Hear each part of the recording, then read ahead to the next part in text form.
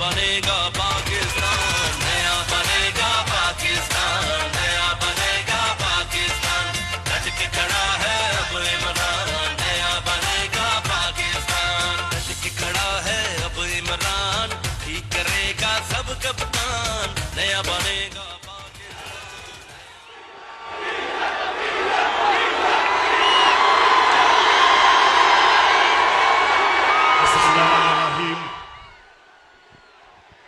इय्याका नअबुदु व इय्याका नस्तईन।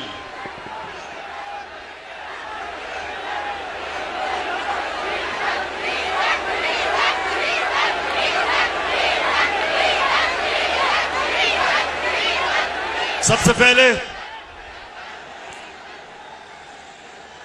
मैं आज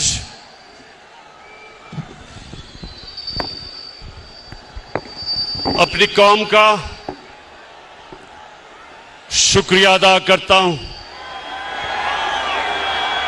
आपका मैं दिल से शुक्रिया अदा करता हूं कि आप जिस तरह मेरी कॉल पे हर पाकिस्तान के कोने से आज यहां आए, मेरा दिल से मैं आपकी अप्रिसिएशन और शुक्रिया अदा करता हूं। बहुत बहुत शुक्रिया आपका। मैं अपनी टीम जो ऊपर बैठी है, मेंबर्स पार्लियामेंट, मैं आज इस स्टेज से आपको खराज तहसीन पेश करता हूं कि मुझे पता है कि जिस तरह की आपको लालच दी गई, पैसे ऑफर किए आपको, जिस तरह हर किस्म की आपके ज़मीर को खरीदने की कोशिश की गई, मैं आज आपको खराज तहसीन पेश करता हूं कि माशाअल्लाह आपने मुझे खुश किया। मुझे फख्र है आपके ऊपर।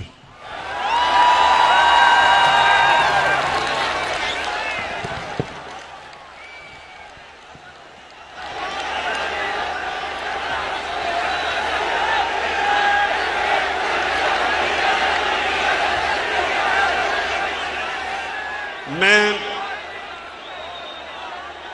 थोड़ी आप खामोशी, क्योंकि मैंने आज आपसे बड़ी अहम बातें करनी है। इतना कई लोग दूर दूर से मेरे पास आए हैं, तो मैं चाहता हूं कि आज आप बड़ी खामोशी से मुझे सुने, क्योंकि मैंने अपनी दिल की आपसे बातें करनी है।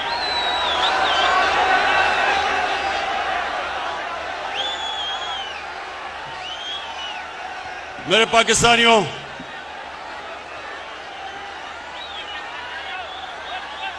मेरे अजीम बाशऊर पाकिस्तानियों,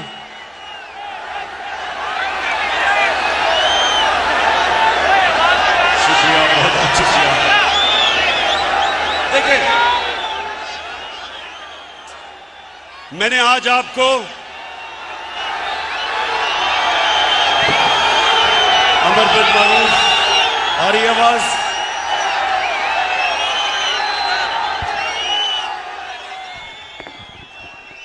मैंने अमर बिन मारूफ पे आपको जो दावत दी, उसका क्या मतलब था कि पाकिस्तानियों ये याद रखें कि हमारा मुल्क एक नजरिए के तहत बना था, और वो नजरिया जो पाकिस्तान का था वो एक इस्लामी फलाई रियासत थी, जो कि मदीना के असूलों के ऊपर खड़ा करना था हमने। तो मेरे से लोग पूछते हैं, इमरान खान तुम दीन की इतनी बातें क्यों करते हो? मेरे से लोग पूछते हैं कि आप दीन को सियासत के लिए क्यों इस्तेमाल करते हैं? तो मैं आज आपको सबके सामने पहले ये जो मेरे दिल की बात है वो ये कि आज से 25 साल पहले जब मैंने अपनी जमात बनाई थी तो मैं सिर्फ इसलिए सियासत में आया था कि हम जो नजरिया पाकिस्तान,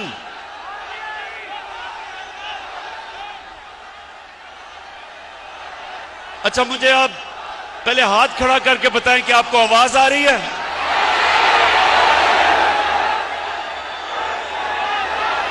सबको आवाज आ रही है?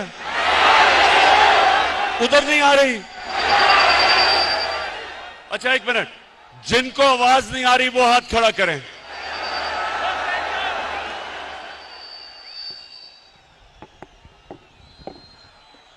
फैसल, ये चेक करो इसका क्या मसला है, वहां नहीं आ रही आवाज उनको।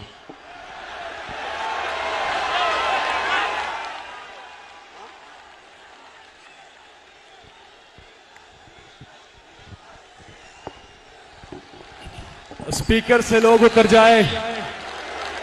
आपसे गुजारिश है कि स्पीकर जो लगे हुए हैं उनसे आप उतर जाए ताकि आपको आवाज सही जाए।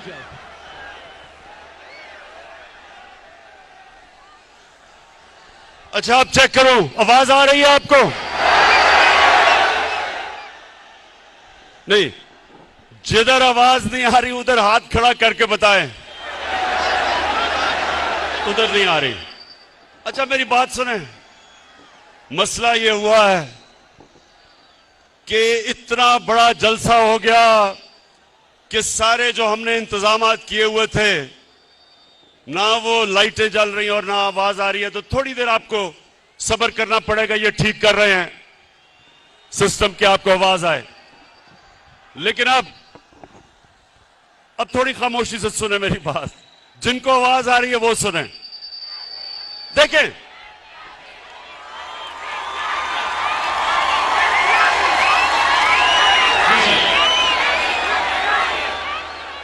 मेरे पाकिस्तानियों, जब मैंने सियासत शुरू की तो मेरा एक मकसद था कि मेरा मुल्क जिस नजरिए के तहत बना था, आ गई आवाज? हाथ खड़ा करके बताएं आवाज आ गई है? नहीं तो तुमने इतनी मेरी अहम तकरीर आज मिस कर देनी थी। अच्छा सुने, मैंने बड़ी बातें आपसे करनी है और आखिर में जो मैं बात करूंगा वो सबसे अहम है। शाह महमूद कुरैशी ने जो बात की थी कि एक बाहर से मुदाखलत हो रही है पाकिस्तान में, उसके ऊपर मैं बाद में बात करूंगा। उससे पहले मेरे पाकिस्तानियों, मैं जो चीज आपने समझनी है कि जब तक हम अपने नजरिए पे नहीं खड़े होंगे पाकिस्तान कौम नहीं बनेंगे। हमें लोगों का हजूम होगा। कौम नजरिए पे बनती है और वो नजरिया क्या था? पाकिस्तान का नजरिया क्या है? कितने लोगों को पता है कि ये किस नजरिए के तहत बनी थी? मैं आपके सामने आज ये वाजे करता हूं कि मुझे भी बड़ी देर तक पाकिस्तान का नजरिया नहीं पता था। मुझे पता कैसे चला? 18 साल की उम्र में बाहर गया, यूनिवर्सिटी बाहर पढ़ी, फिर मैं क्रिकेट खेलता था, आधा साल दुनिया में बाहर फिरता था। तो मैं जो पाकिस्तान के नजरिए पे आया हूं, मेरे पाकिस्तानियों, अपने जाती तजर्बे के ऊपर। और वो क्या था? जैसे जैसे मुझे दीन की समझ आनी शुरू हुई तो मुझे एक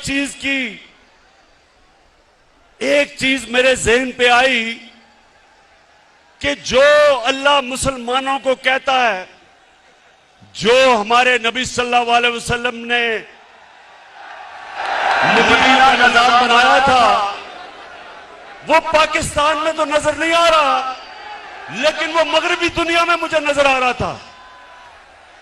मुझे आहिस्ता आहिस्ता पता चला कि मोहम्मद अब्दू जो 100 साल से पहले यूरोप गए तो उन्होंने एक जुमला कहा, नौजवानों, उन्होंने जुमला ये कहा कि यूरोप में मुझे मुसलमान तो नहीं नजर आए, लेकिन बड़ा इस्लाम नजर आया। और वापस जब वो मिस्र गया तो कहता, यहां मुसलमान तो बड़े हैं लेकिन इस्लाम नहीं नजर आ रहा। तो मैंने अपने तजर्बे से जो मैंने मगरबी माशरे को समझा, तो मुझे पहली दफा समझ आया कि फलाई रियासत क्या होती है। पाकिस्तान में तो कोई फलाई रियासत नहीं थी। मैं जब पहली दफा बरतानिया गया तो पहली दफा मैंने समझा कि फलाई रियासत क्या है। बरतानिया में एक आम आदमी के लिए अस्पताल में मुफ्त इलाज, उसके बच्चे के लिए मुफ्त तालीम, वो बेरोजगार होता था तो हुकूमत पैसे देती थी, अनएम्प्लॉयमेंट बेनिफिट्स। वो अदालत में जाता था तो हुकूमत उसको वकील करके देती थी। ये पहली दफा हमने देखा। और यही मेरे नबी सल्लल्लाहु अलैहि वसल्लम ने मदीना की रियासत में दुनिया की तारीख की पहली फलाई रियासत बनाई थी, जिधर पहली दफा रियासत ने जिम्मेदारी ली थी अपने बेवों की, यतीमों की, गरीबों की, बूढ़ों की, मजदूरों की। ये पहली दफा मुसलमानों की रियासत में ये चीज आई थी। तो ये तो मैंने यूरोप में देखी, स्कैंडिनेविया में देखा कि वो किस तरह अपने गरीब तबके को ऊपर उठाते हैं। और हाल ही में चाइना में देखा कि पिछले 30 साल में चाइना ने 70 करोड़ लोगों को गुर्बत से निकाला। ये वो हमारे नबी सल्लल्लाहु अलैहि वसल्लम के जो अहकामात थे उन पे चल रहे हैं। पाकिस्तानियों, ये याद रखें कि हमारे नबी सल्लल्लाहु अलैहि वसल्लम रहमतुल लिल आलमीन थे। हमारा जो खुदा है वो रब्बुल आलमीन है, सब इंसानों के वो खुदा हैं। और हमारे नबी सब इंसानों के लिए रहमत बन के आए। इसका मतलब क्या कि जो भी इंसानी माशरा उनके अहकामात पे चलेगा, अल्लाह की बरकत आएगी। वहां उस माशरे पे अल्लाह की नेमतें आएंगी। जब कुरान में अल्लाह कहता है कि नबी के रास्ते पे चलो, तो हमारी बेहतरी के लिए कहता है, क्योंकि जो मदीना की रियासत पे अल्लाह की नेमतें और बरकतें आई, देखते देखते एक रियासत, एक लोग जिनकी कोई हैसियत नहीं थी, दुनिया की उन्होंने इमामत की, वर्ल्ड लीडर्स बने। सदियों तक मुसलमानों ने दुनिया को लीडरशिप दी। तो वो क्या, जब आप नजरिया पाकिस्तान की बात करते हैं तो वो क्या चीजें हैं? सबसे पहले कि एक रियासत में रहम हो, एहसास हो अपने कमजोर तबके का, इंसानियत हो। तो उस रास्ते पे मेरे पाकिस्तानियों, मुझे बड़ा फख्र है कि हम निकल चुके हैं। हम वो मुल्क हैं जो किसी भी दुनिया की डेवलपिंग वर्ल्ड, जो मुल्क तरक्की कर रहे हैं, किसी मुल्क के अंदर भी यूनिवर्सल हेल्थ कवरेज नहीं है। हर हमने खानदान को हेल्थ इंश्योरेंस दी 10 लाख रुपए की। ये हमने अपने नबी की सुन्नत पे चल के, कि एक आम आदमी जिसके पास पैसे नहीं, जिस घराने में गुर्बत हो, उधर उनको सबसे बड़ा मसला होता है कि कोई बीमार हो जाए, क्योंकि उनके पास पैसे नहीं होते। तो मेरे पाकिस्तानियों, मुझे फख्र है आज कि पाकिस्तान में वो हम हेल्थ इंश्योरेंस लेके आए हैं कि गरीब से गरीब आदमी एक प्राइवेट हॉस्पिटल में अपना जाके इलाज करवा सकता है, जिधर वो सोच भी नहीं सकता था, पहले तसव्वुर भी नहीं था।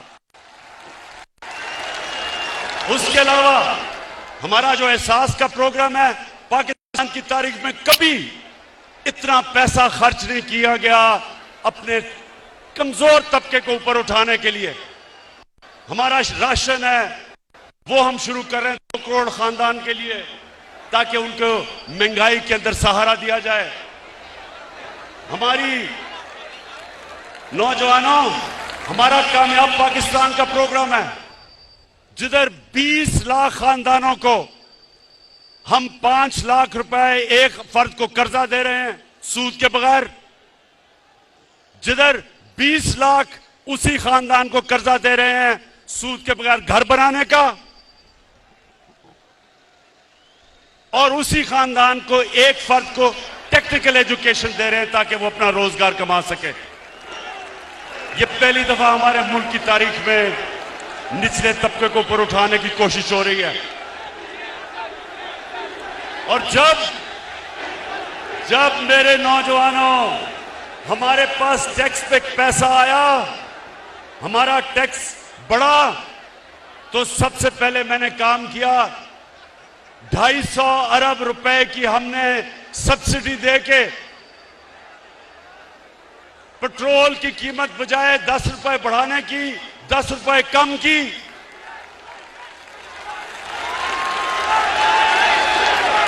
फजल रहमान की कीमत बढ़ाने 10 रुपए कम की।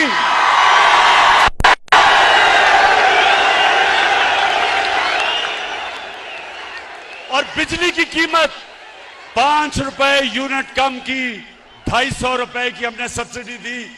और मैं आपको आज यकीन दिलाता हूं कि जैसे जैसे मैं पैसा इकट्ठा करता जाऊंगा, जैसे जैसे मैं टैक्स का पैसा इकट्ठा करता जाऊंगा, वो सारा पैसा मैं अपनी कौम पे खर्च करूंगा, उनके लिए साजियां पैदा करूंगा।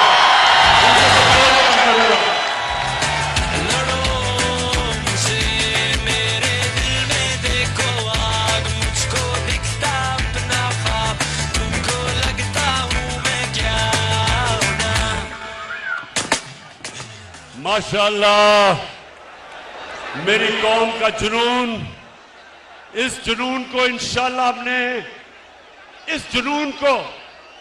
हमने काबू करके पाकिस्तान को दुनिया की अजीम कौम बनाना इंशाअल्लाह। सुनते रहे मेरे पाकिस्तानियों, मेरा जो किबला है, मेरा जो नजरिया है, वो मैं 25 साल से उस नजरिए पे खड़ा हूं। और मेरा ये ईमान है कि हमारा मुल्क सिर्फ तब तरक्की करेगा अगर वो मेरे नबी सल्लल्लाहु अलैहि वसल्लम के रास्ते पे चले, उनकी सुन्नत पे चले। और उनकी सुन्नत थी मदीना की रियासत। तो सबसे पहले इंसानियत का निजाम, जिसमें हमारे में रहम हो, हम बजाय अमीर को अमीर करते जाएं, हम अमीर से टैक्स इकट्ठा करके अपने गरीब लोगों को ऊपर उठाएं। और इंशाअल्लाह मेरा यह वादा है कि जब हम 5 साल मुकम्मल करेंगे, सारा पाकिस्तान देखेगा कि कभी इस मुल्क की तारीख में किसी गवर्नमेंट ने इतनी तेजी से पाकिस्तान की गुर्बत कम नहीं की। दूसरा, मेरे नबी सल्लल्लाहु अलैहि वसल्लम ने जो मदीना की रियासत में उनका दूसरा हुक्म था, वो इंसाफ, कानून की हुक्मरानी। उन्होंने कहा, मेरी कौम ये सुन लो, ये आज बड़ा जरूरी आपके लिए समझना है कि मैं इनको क्यों नहीं एनआरओ देता, क्योंकि मेरे नबी का फरमान था कि तुम्हारे से पहले बड़ी कौमें तबाह हुई, जिधर छोटा चोर चोरी करता था तो उसको जेल में डाल देते थे, और जब बड़ा डाकू चोरी करता था उसको एनआरओ दे देते थे।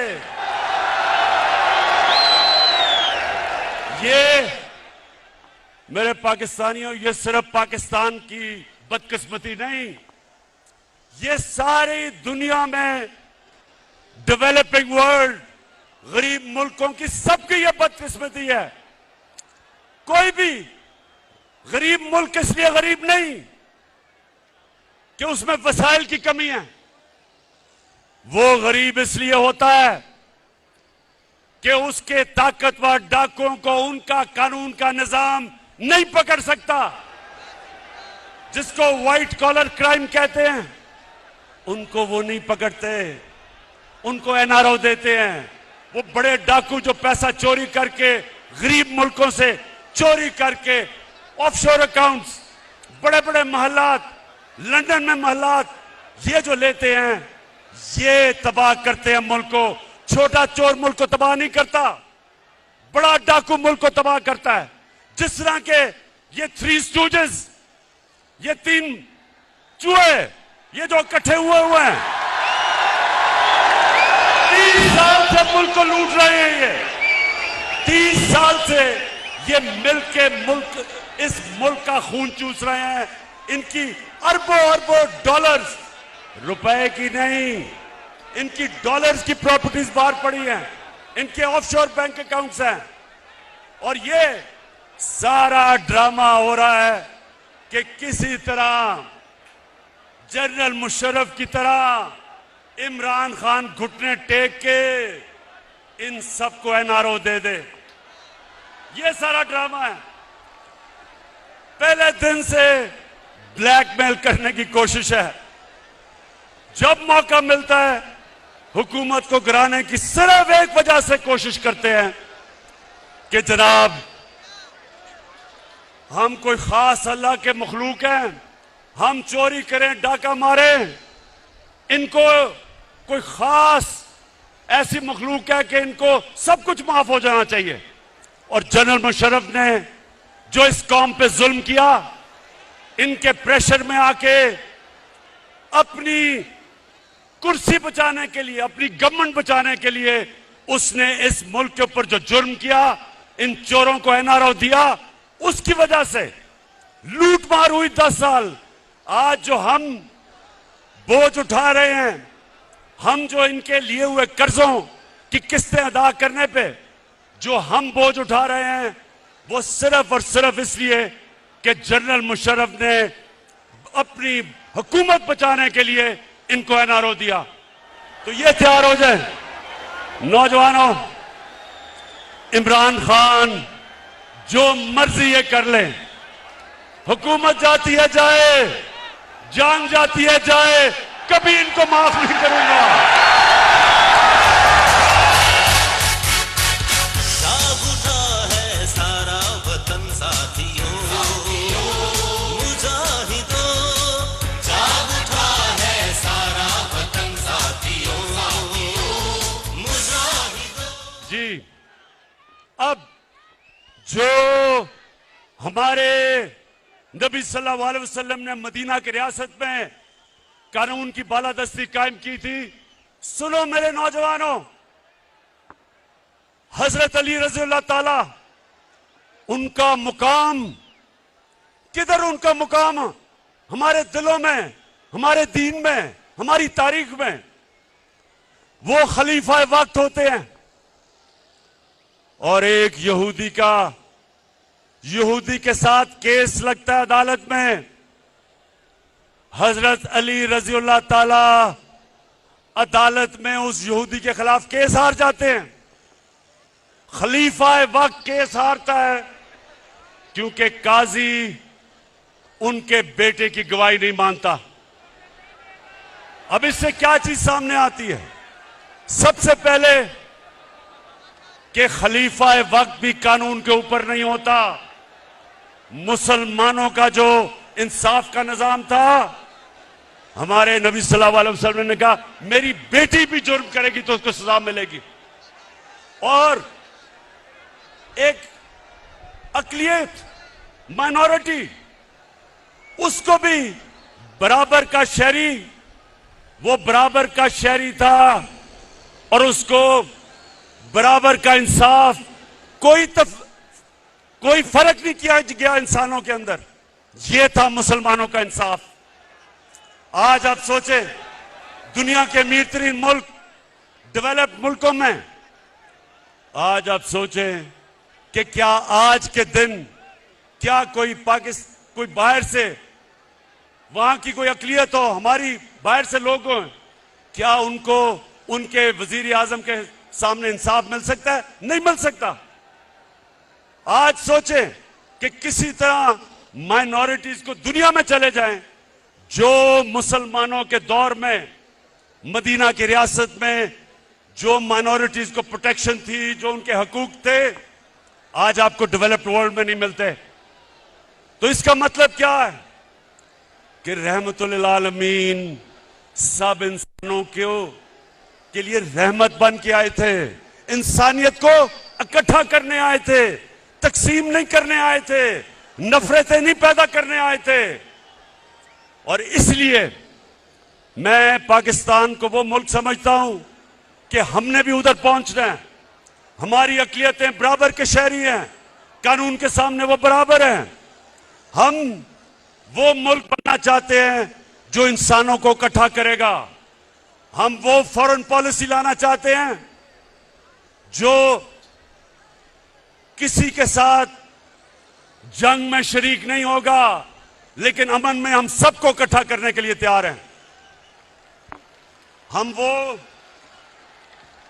मेरे पाकिस्तानियों, हम वो पाकिस्तान बनाना चाहते हैं जिधर एक कमजोर से कमजोर आदमी को पूरी तरह हमारा इंसाफ का निजाम इंसाफ दे। और फिर ख्वातीन, हमारी यहां ख्वातीन बैठी हैं, आपको पता होना चाहिए क्या मगरब में प्रोपेगेंडा होता है कि जी मुसलमानों के माशरे में औरतों को हकूक नहीं मिलते। मगरब के अंदर औरतों को विरासत के अंदर हिस्सा 100 साल पहले मिलना शुरू हुआ, उससे पहले नहीं मिलता था। इस्लाम के अंदर कुरान और हमारी नबी सल्लल्लाहु अलैहि वसल्लम की सुन्नत 1500 साल पहले तकरीबन उन्होंने हमें, हमारी औरतों को हकूक दिए थे विरासत में। और मुझे अफसोस से कहना पड़ता है कि तकरीबन 70% औरतों को पाकिस्तान में विरासत में हकूक नहीं मिलते। इसलिए हम कानून लेके आए हैं, हमने अब कानून लेके आए हैं कि औरतों को रियासत, उनकी विरासत के अंदर, उनकी इनहेरिटेंस के अंदर जबरदस्ती उनको पूरा उनका हक दिलवाएगी।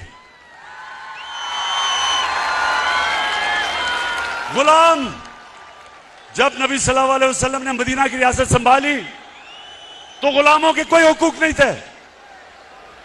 उन्होंने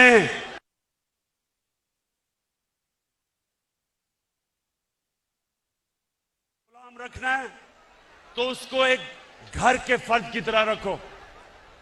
ये हमारा, नौजवानों, हमारा ये था दीन। मुसलमानों के दौर में गुलाम बादशाह बन गए। हिंदुस्तान में गुलामों ने हुकूमत की, मिस्र में गुलामों ने हुकूमत की, क्योंकि नबी का फरमान था कि उनको एक घर के फर्द की तरह रखो। तो मेरे पाकिस्तानियों, मुझे बड़ा अफसोस होता है जो मैं मदीना की रियासत जिस तरफ हम सफर पर निकले हुए हैं, मैं ये चाहता हूं कि हम घर के मुलाजमों को, उनको भी उसी तरह रखें, उनको भी अच्छा खाना दें, उनके भी हुकूक रखें। वो भी इंसान है। ये हमारे नबी की सुन्नत है। पाकिस्तानियों, सुनते जाओ, मैं आपको सफर बता रहा हूं कि आपका नजरिया क्या है, किस लिए यह मुल्क बना था, अल्लामा इकबाल की क्या ख्वाब थी। क्योंकि आज 200 मिलियन यानी 20 करोड़ मुसलमान हिंदुस्तान में हैं, लेकिन जो हिंदुस्तान में भी मुसलमान थे उन्होंने भी पाकिस्तान के लिए वोट किया था, क्योंकि वो ख्वाब थी। वो देखना चाहते थे कि मदीना की रियासत के तर्ज पे मुल्क खड़ा हो। अच्छा अब सुने, मैं अभी आखिर में आपसे जो मेन बात करने के लिए आप सबको बुलाया, मैं जरा आगे चलूं। जो हमारे मदीना की रियासत में अल्लाह ने हमारी कौम को क्या हुक्म दिया था, अमर बिल मारूफ, इसका क्या मतलब है? इसका मतलब ये कि एक कौम के ऊपर लाजमी कर दिया कि आप जब भी आप देखें कि कोई बदी है, बुराई है, कौम की जिम्मेदारी लगाई कि आप उस बदी और बुराई के खिलाफ जिहाद करें, अच्छाई के साथ खड़े हों, क्योंकि ये कौम को जिंदा रखती है। पाकिस्तानियों, मैं जब आज से तकरीबन 20 साल पहले लंदन में था, इराक के ऊपर हमला करने लगा था अमेरिका और बरतानिया, 20 लाख लोग निकले बरतानिया में, 20 लाख लोग सड़कों पे निकले जंग के खिलाफ। अमर बिल मारूफ, इसको कहते हैं अमर बिल मारूफ, कि उनकी हुकूमत को फायदा भी होना था इराक जंग से, इराक में तेल भी था, लेकिन वो अच्छाई के साथ खड़े हुए, उन्होंने कहा नहीं ये गलत है। इसको अमर बिल मारूफ कहते हैं, इसको जिंदा कौम कहते हैं। और मैं आज सबको देख के मुझे खुशी ये है कि मैंने जब आपको कॉल दी, ये जो लोगों के जमीरों का सौदा हो रहा है, एक गवर्नमेंट को गिराने की कोशिश क्या कर रही है, पैसे लगा रहे हैं लोगों को खरीदने के लिए। तो मैं आज आप सबका शुक्रिया अदा करता हूं कि आप इस तादाद में यहां आए और आपने बताया कि आप इस जुर्म में शरीक नहीं। मैंने जरा आपको बस जो मैं बात करने के लिए आखिर में ये जो साजिश है उसके ऊपर बात करने से पहले मैं सिर्फ आपके लिए ये बताना चाहता हूं कि इन्होंने फैसला किया कि हमारी हुकूमत को गिराना है, क्योंकि जी पाकिस्तान तबाह हो रहा है। तो नौजवान ये सुन लो, मेरे पाकिस्तानियों जो सुन रहे हो, मैं बड़ी जल्दी आपको बताना चाहता हूं और मैं आज दावा करता हूं कि पाकिस्तान की तारीख में 3.5 साल में किसी हुकूमत ने इस तरह की परफॉर्मेंस नहीं दी जो हमने अपने 3.5 साल में दी है। अच्छा, अब जो यहां मेरे नौजवान हैं, आपने डिसिप्लिन का मुजाहरा करना है, ये बड़ा जरूरी है, क्योंकि आपने मेरी बात सुननी है, इसलिए तंग नहीं करना लोगों को, डिसिप्लिन रहना है। हाथ खड़ा करके बताओ ठीक। अच्छा जी, अब मैं बड़ी जल्दी आपको बताना चाहता हूं कि हमारी हुकूमत ने क्या किया। डीजल की मैं बाद में बात करूंगा, अभी ठहर जाए।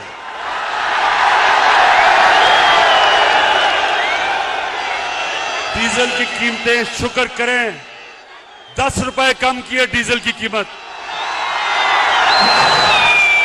अच्छा जी, पहले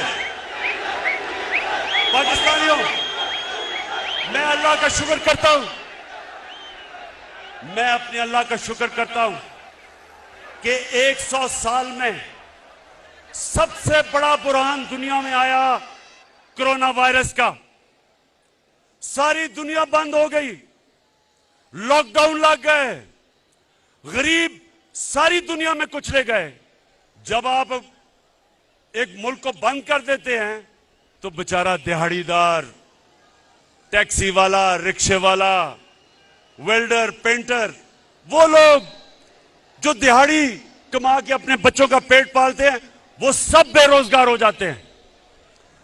तो जब सारी दुनिया बंद की गई, मेरे पाकिस्तानियों, मैं अल्लाह का शुक्र करता हूं कि मैंने जब अपने मुल्क को बंद नहीं किया, मुझे तनकीद हुई, लोगों ने कहा कि ये इमरान तबाह कर रहा है पाकिस्तान को। सिंध की हुकूमत उन्होंने बंद कर दिया, मेरी बात नहीं मानी। लेकिन आज जो सबसे बड़ा क्राइसिस था दुनिया का, मैं आज फख्र से अपनी कौम के सामने खड़ा हूं और सारी दुनिया ने तस्लीम किया कि जो पाकिस्तान ने कदम उठाए, सारी दुनिया तस्लीम करती है कि अपनी कौम को भी बचाया, कोरोना से बचाया, अपनी माइशत को बचाया, अपने गरीबों को बचाया।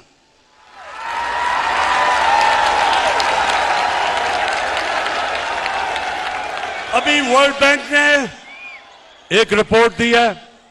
इस रिपोर्ट के मुताबिक सारे बर्रे सगीर में आज जिधर सबसे कम बेरोजगारी है वो पाकिस्तान है,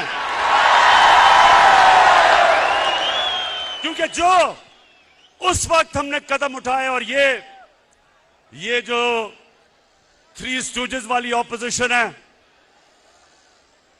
जिसमें चेरी ब्लॉसम भी एक है, डीजल दूसरा है, तीसरी बीमारी है और चौथा भगौड़ा है, इन सारों ने मेरी तनकीद की और मैं अपने अल्लाह का शुक्र करता हूं कि उसने मेरे मुल्क को निकाला उसमें से।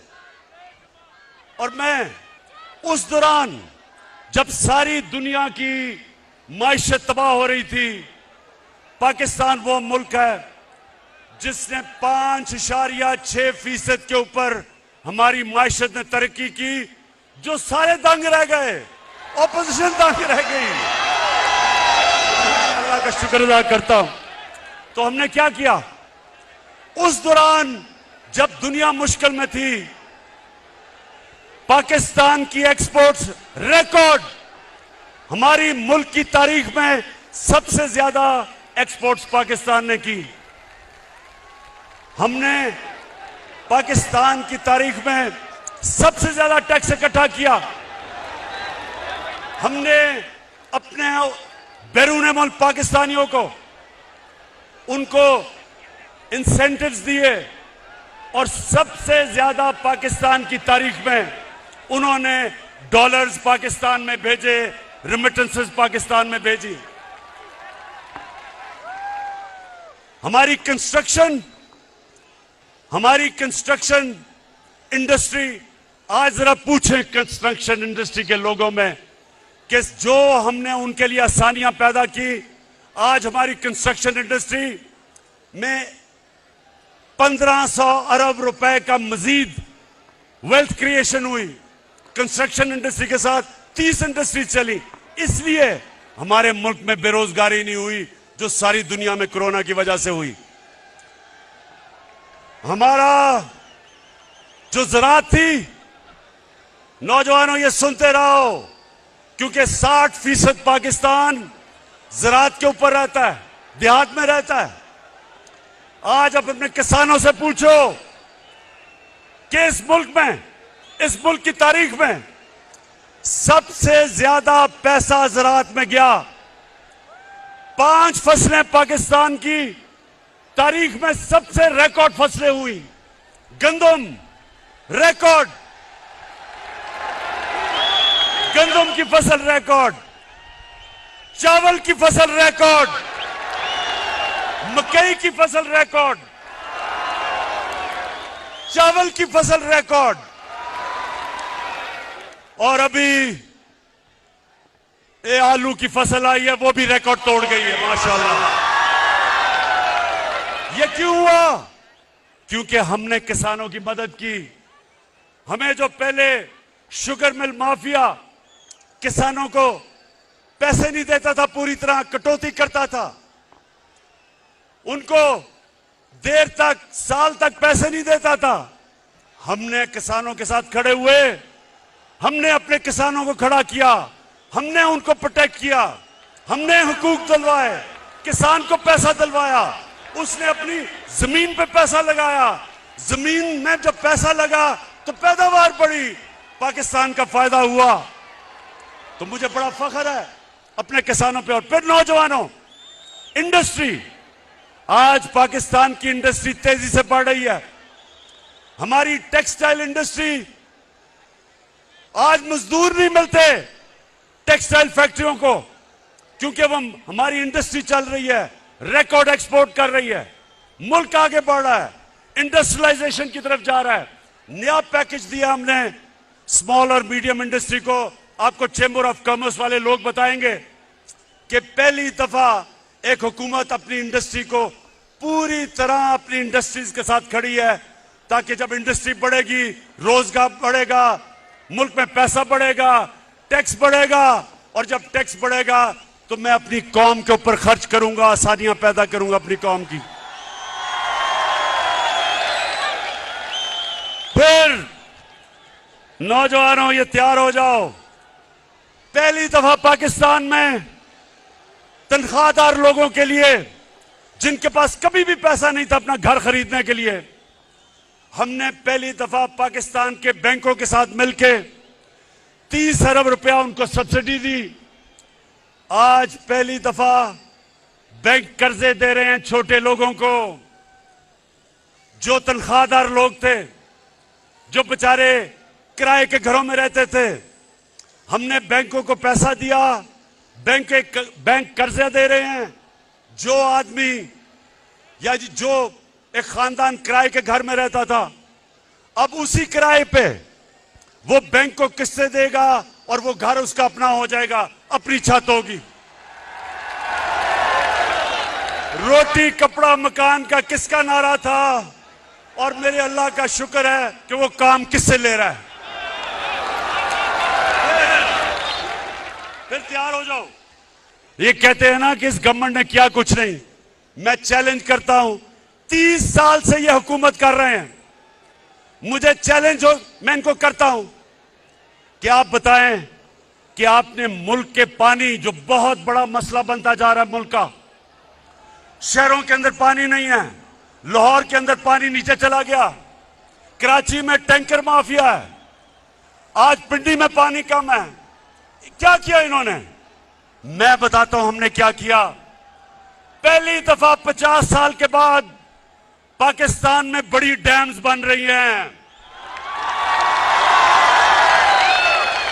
50 साल के बाद मेरे पाकिस्तानियों, हमने डैम्स बनाई हैं, और इंशाअल्लाह पेशावर के लोगों को तो अभी मैं खुशखबरी देता हूं कि 2025 में ममान डैम बनेगी, और ममान डैम से सारे पेशावर को पानी भी मिलेगा। बड़ा इलाका ज़राअत के लिए, किसानों के लिए ज़राअत में फसलें उगाने के लिए आ जाएगा, और बिजली भी बनेगी, और सबसे सस्ती बिजली बनेगी।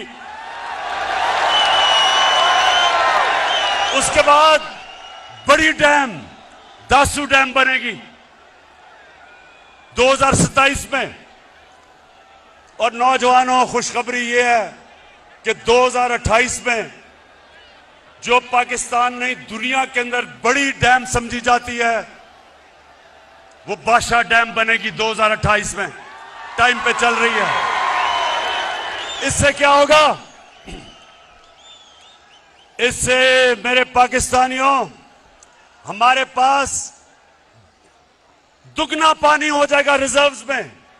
हमारा पानी जो हमारी डैमों में दुगना होगा, इसका मतलब काश के लिए हमारे पास पानी दुगना हो जाएगा। इसका मतलब शहरों में हम पानी दे सकेंगे। ये जो पानी के मसले आ रहे हैं आगे, इससे इंशाअल्लाह पाकिस्तान की दौलत में इजाफा होगा।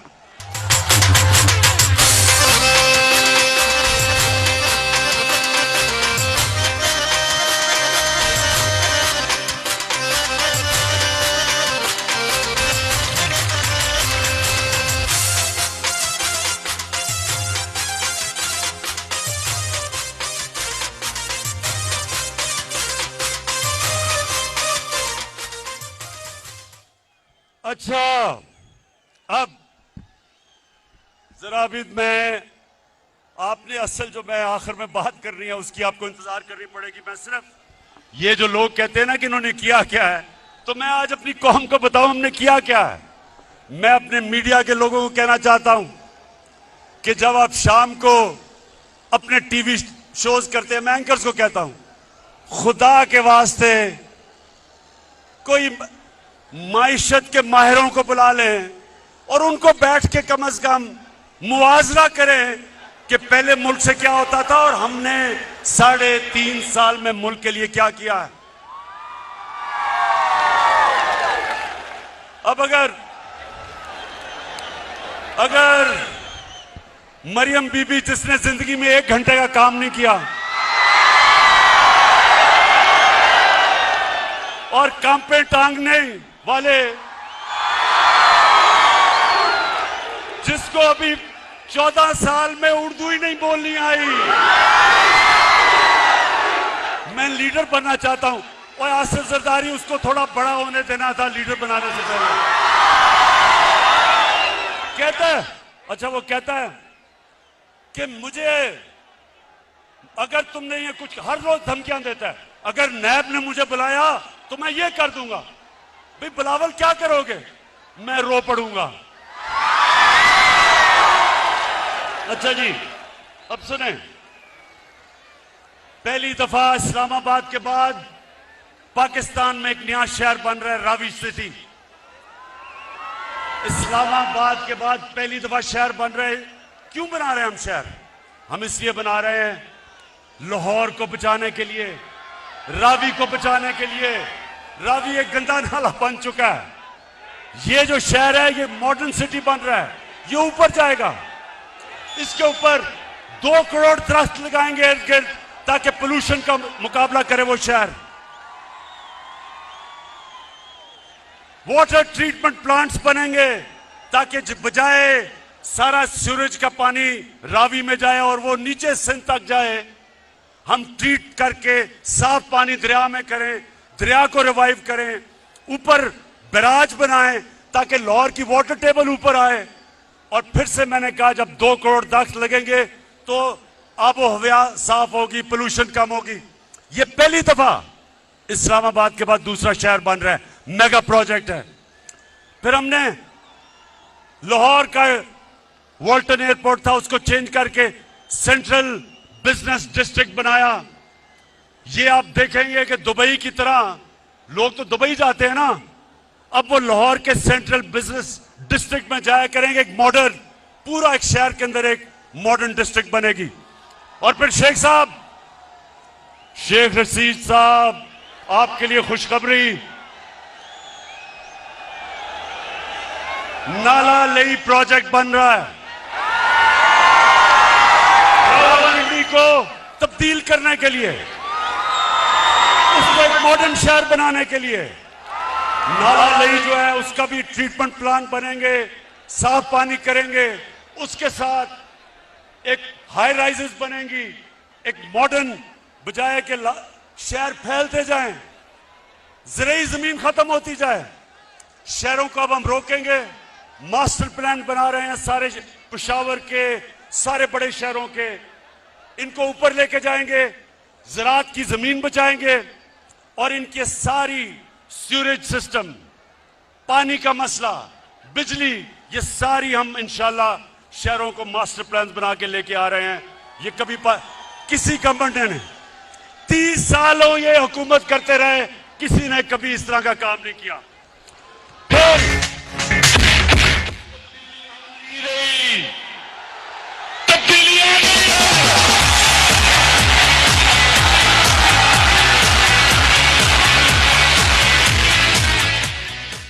माशाल्लाह माशाल्लाह, जुनून आपका मैं मान गया हूं। अच्छा आप सुनते जाए। नहीं, डीजल बाद में।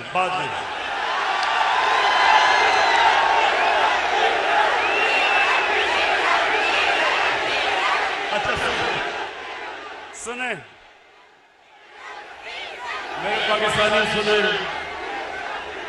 मैं आपको बताना चाहता हूं कि करप्ट हुकूमतों में मुल्क को नुकसान क्या होता है और जब एक ईमानदार लोग हुकूमत करने आते हैं तो मुल्क को फायदा क्या होता है। अब सुने जरा, खामोशी से सुनना है, डीजल की बाद में बात करेंगे।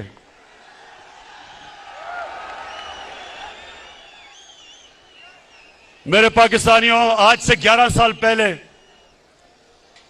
ये गौर से सुननी है आपने बात, आज से 11 साल पहले बलूचिस्तान के अंदर कोयले और तांबे की कानें थी रेकोडिक में। उधर पाकिस्तान को जो बाहर से ये माइनिंग कंपनी आई हुई थी, उसने अदालत में लेगी पाकिस्तान को।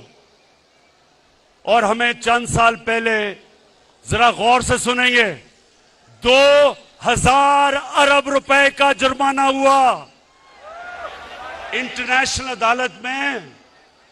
पाकिस्तान को 2000 अरब रुपए का जुर्माना हुआ। आप ये सोचें कि सारे पख्तूनख्वा का जो डेवलपमेंट फंड है वो 200 अरब रुपया है, तो 2000 अरब रुपया पाकिस्तान को जो जुर्माना हुआ, ये मेरी हुकूमत है। इन दोनों की हुकूमतें आई और गई, कुछ नहीं कर सके। अगर वो जुर्माना हो जाता, उन्होंने जो हमारी बाहर असासे थे सब जब्त कर लेने थे। मुझे बड़े फख्र से, और मैं आज अपनी टीम को खराज तहसीन पेश करता हूं, मेरी जबरदस्त टीम ने जाके 3 साल मुसलसल हमने नेगोशिएशन की, और मैं आज फख्र से अपनी कौम के सामने खड़ा होकर कहता हूं कि हमने तो 2000 अरब का हर्जाना, वो जो जुर्माना भी खत्म किया, और उसी माइनिंग कंपनी को पाकिस्तान वापस लेके आए, और वो 9 अरब डॉलर की इन्वेस्टमेंट कर रही है पाकिस्तान में। पाकिस्तान की तारीख की, मेरे पाकिस्तानियों, सबसे बड़ी बैरून मुल्क की इन्वेस्टमेंट 9 अरब डॉलर की हो रही है पाकिस्तान में। सबसे पहले तो मैं बलूचिस्तान के लोगों, आज मैं आपके लिए इतना खुश हूं क्योंकि इसका ज्यादा पैसा आपके पास जाएगा। बलूचिस्तान पीछे रह गया है। मेरी पूरी कोशिश है कि बलूचिस्तान के लोगों को हम उठाएं, तो ये जो हमने मुआहदा किया है, सबसे ज्यादा फायदा बलूचिस्तान के लोगों को होगा। उसके बाद जो हमारा मसला, जो हमारे रुपए पे प्रेशर रहता है, इसकी वजह से फॉरेन एक्सचेंज आएगा पाकिस्तान में, और इंशाल्लाह हमारा रुपया भी आगे मजबूत होगा। हमें जो IMF के पास जाना पड़ता है, हर हमेशा डॉलर कम हो जाते हैं। इंशाल्लाह ये जब कानें काम करनी शुरू करेंगी सोने की और तांबे की, और ये आपको हैरत होगी पाकिस्तानियों, आपको अंदाजा नहीं है कितना अमीर मुल्क है।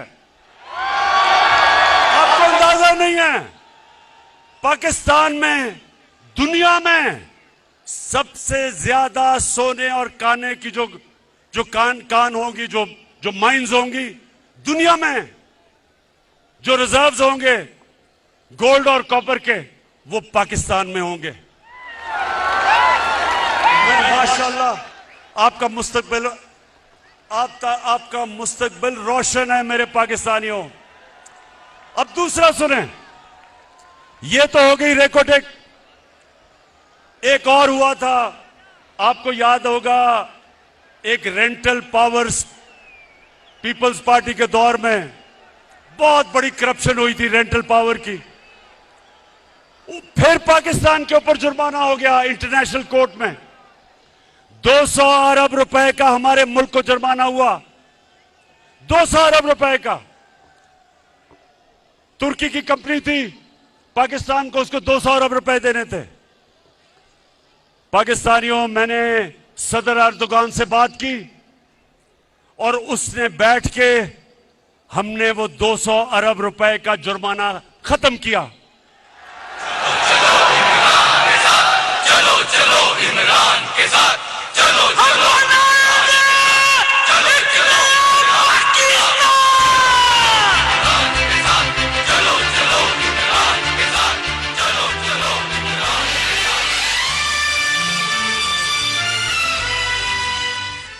मुझे नौजवानों जो ऊपर चढ़े हुए हो, मुझे पता है आपका जुनून लेकिन मुझे डर है आप गिरना पड़ो।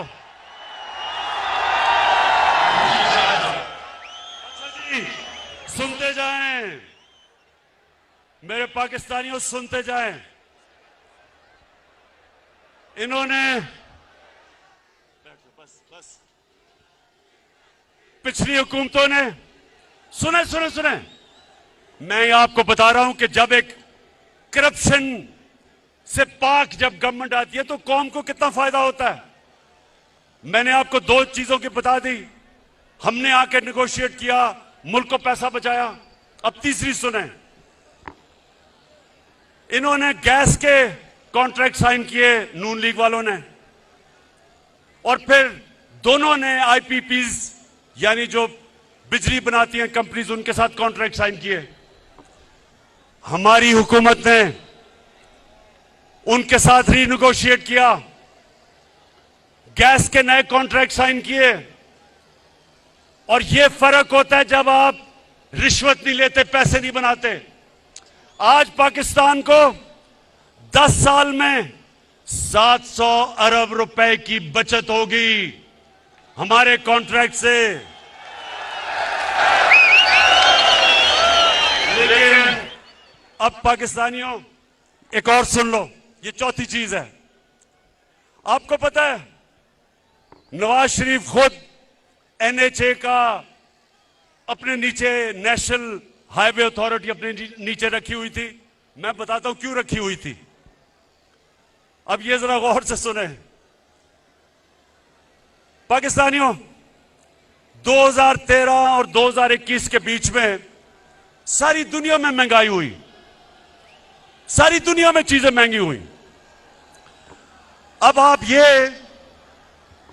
एनएचए की वेबसाइट पे चले जाएं, वेबसाइट के ऊपर लिखा हुआ है कि 2013 में फी किलोमीटर सड़क कितनी कीमत पे बनती थी और 2021 में सड़क फी किलोमीटर कितनी में बनेगी। अब सोचे ना, 2021 में जाहिर है ज्यादा महंगी हुई होगी क्योंकि महंगाई हो गई। लेकिन मेरे पाकिस्तानियों, आपको हैरत होगी कि नून लीग ने जो 2013 में सड़कें बनाई और जो हमने 2021 में सड़कें बनाई, और ये सारा रिकॉर्ड एनएचए की वेबसाइट पे है। तो जो 2021 में सड़क बनी वो 2013 की जो सड़क फी किलोमीटर बनी 23 करोड़ रुपया सस्ती बनी।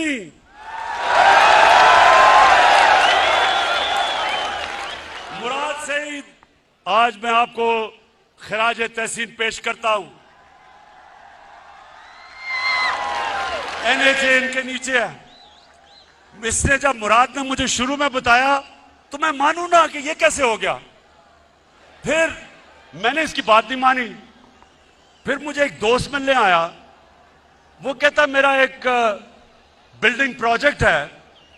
तो मैं जब बिल्डिंग प्रोजेक्ट पे गया तो जो कॉन्ट्रैक्टर था वो मुझे कहता कि जी हमें 2021 के नहीं, हमें 2013 के रेट चाहिए हैं।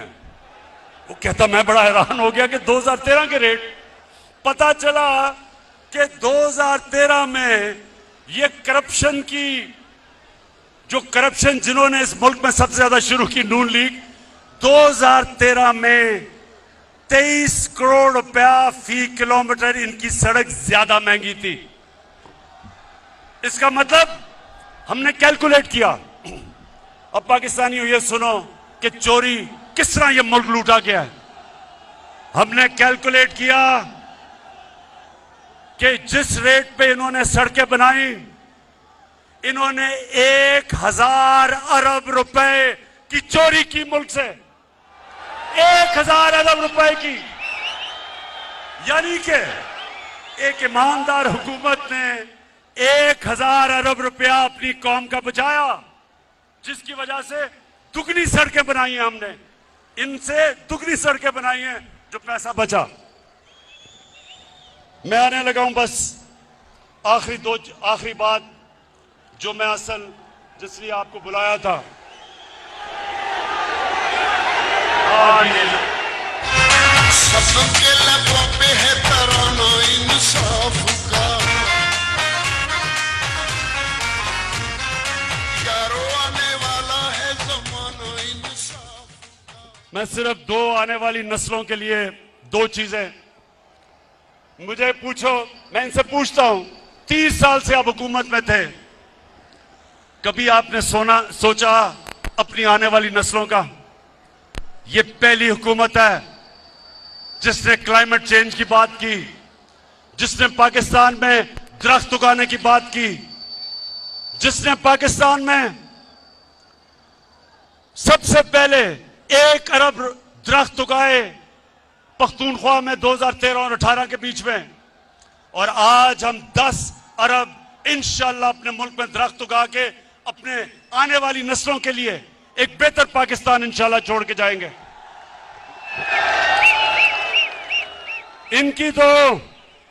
इनको फुर्सत कैसे मिले? इनको तो सारी छुट्टियां, बच्चे सब कुछ लंदन में बैठे हैं, इनको तो पाकिस्तान की क्यों फिक्र हो? ये तो नस्लों की लंदन के लिए तैयारी करवा रहे हैं, घर महलात खरीद रहे हैं। पाकिस्तानियों, जो दूसरी चीज मैं आज आपके सामने, सबके सामने जो कहना चाहता हूं कि आपको अंदाजा नहीं कि हमारा मुल्क में अल्लाह ने किस किस्म की खूबसूरती और किस किस्म की नेमतें बख्शी हैं। यहां गिलगित बल्तिस्तान के चीफ मिनिस्टर बैठे हैं, खालिद, मैं इसके साथ मिलके मैं आज आप सबके सामने दावा करता हूं कि हमने इंशाल्लाह पाकिस्तान को दुनिया का टूरिज्म सेंटर बनाना है। स्कर्दू को हमने इंटरनेशनल एयरपोर्ट बनाया, अब दुनिया से डायरेक्टली स्कर्दू टूरिस्ट आया करेंगे। स्कर्दू को इंशाल्लाह उसके इर्द गिर्द जो इलाके हैं, मैंने ऑस्ट्रियन से बात की है, ऑस्ट्रिया में सबसे ज्यादा स्कीइंग होती है, स्कर्दू को इंशाल्लाह पाकिस्तान का स्कीइंग कैपिटल बनाएंगे। और आप देखेंगे कि किस तरह बाहर से पैसा आता है। हमारे मुल्क में जिस तरह की खूबसूरती है, किसी ने सोचा ही नहीं टूरिज्म को डेवलप करने का।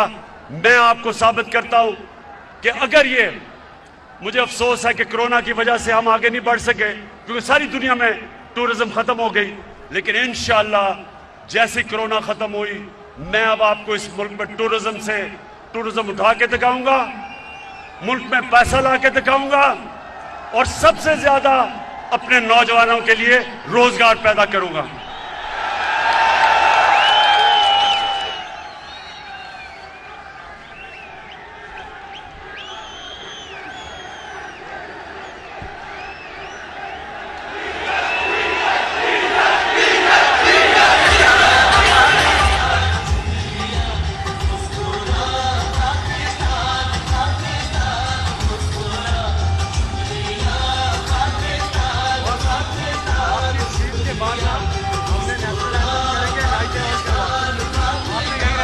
बैठ जाओ, और क्या, बस उसके बाद अल्लाह करेगा।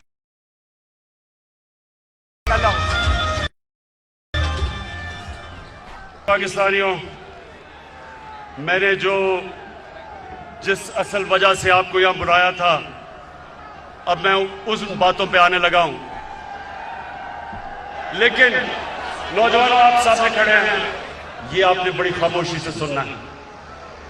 ये मैं सीरियस बात करने लगा हूं, मैं अपने मुल्क के मुस्तकबिल की बात करने लगा हूं। मैं जो ये साजिश हुई है और ये जो हो रही है, इसके ऊपर बात करने लगा हूं, तो मैं चाहता हूं कि बड़ा सीरियसली आप मेरी बात सुनेंगे। मैं सबसे पहले आपको ये बता दूं,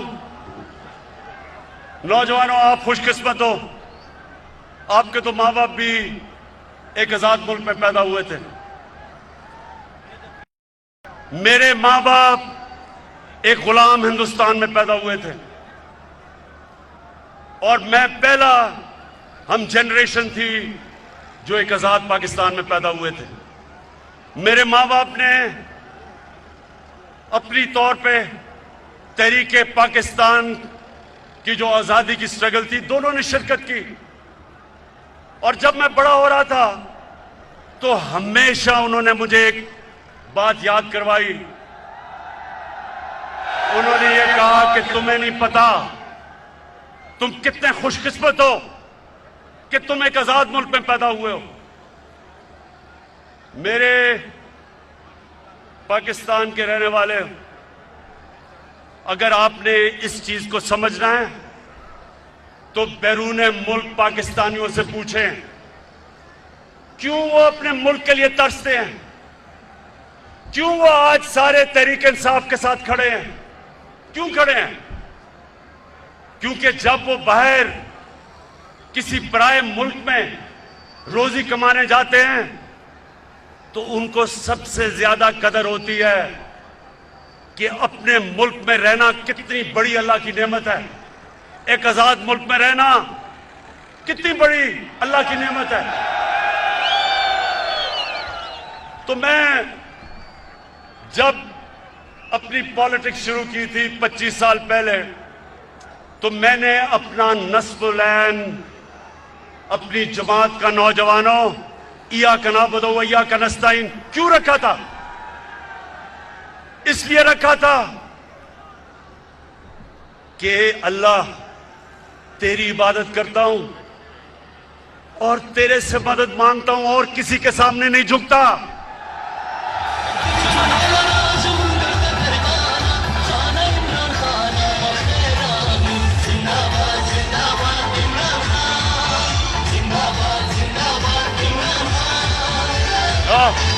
ओए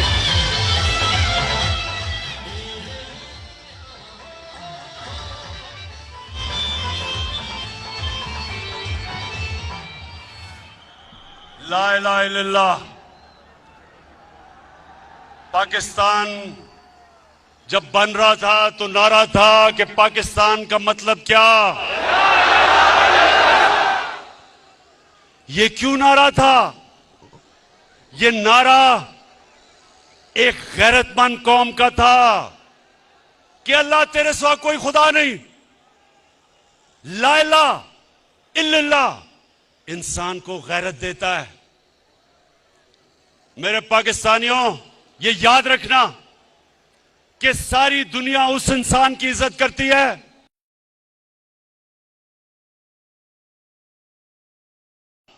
इल्लल्लाह इंसान को गैरत देता है।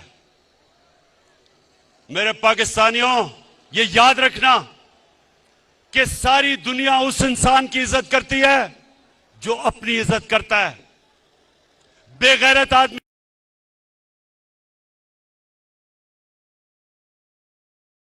की कोई इज्जत नहीं करता।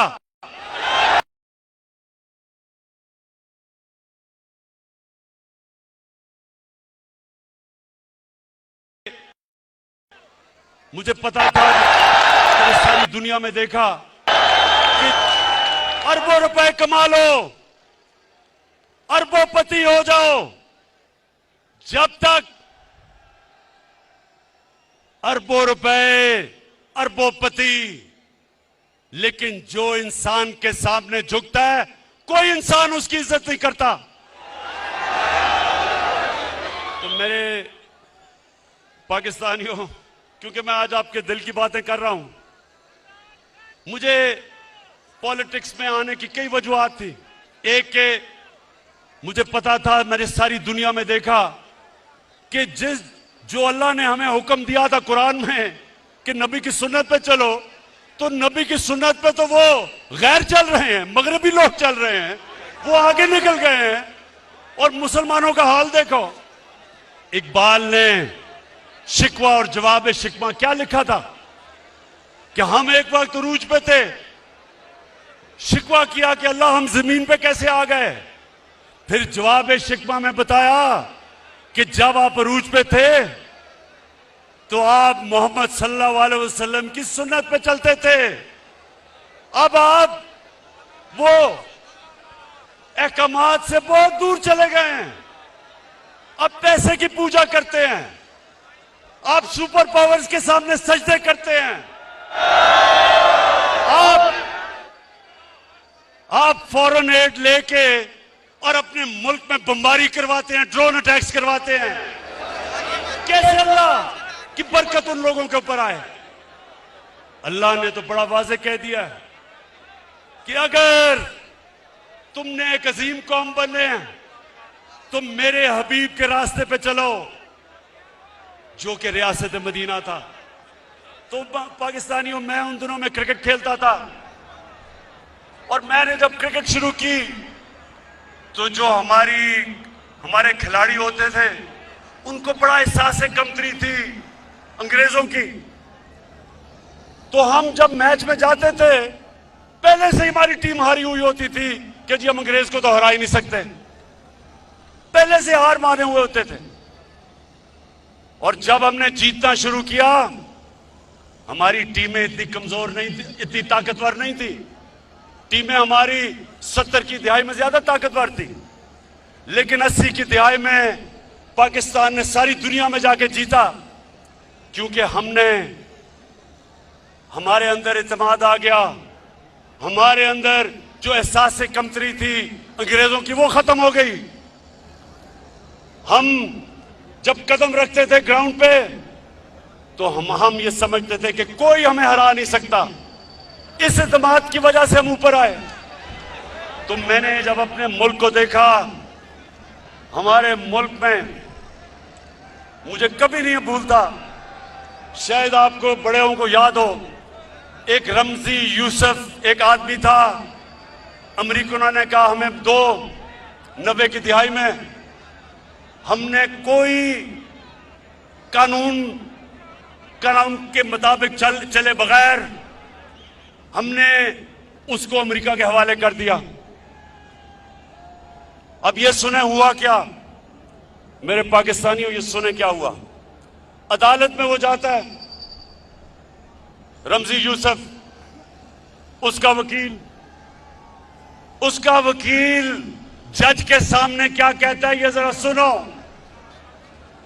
जज के सामने कहता, जज ने कहा कि इसको सजा होनी चाहिए, इसको तो पाकिस्तान की हुकूमत ने भेज दिया हमारे पास, पाकिस्तान की हुकूमत समझती है कि इसको सजा होनी चाहिए।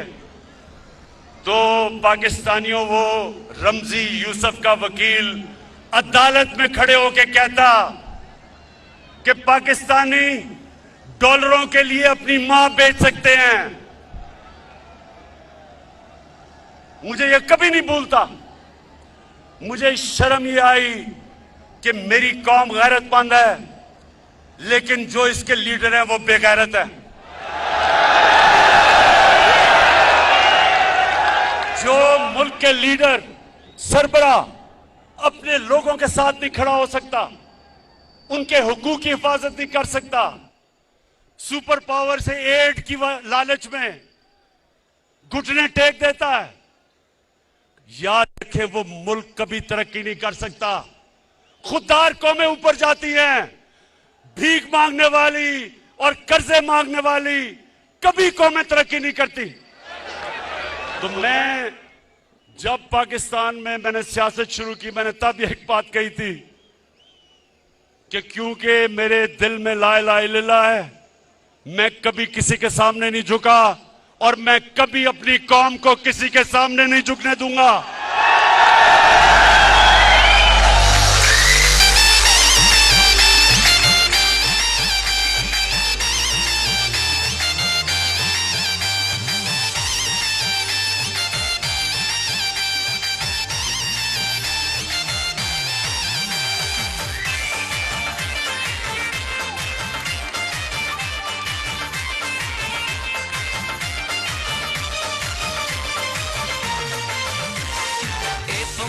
टोलो बांध ग्रान पता मणियमा ए पमुंगा टोलो बांध ग्रान पता मणियमा। माशाल्लाह माशाल्लाह, मेरी कौम का बड़ा स्टेमिना है।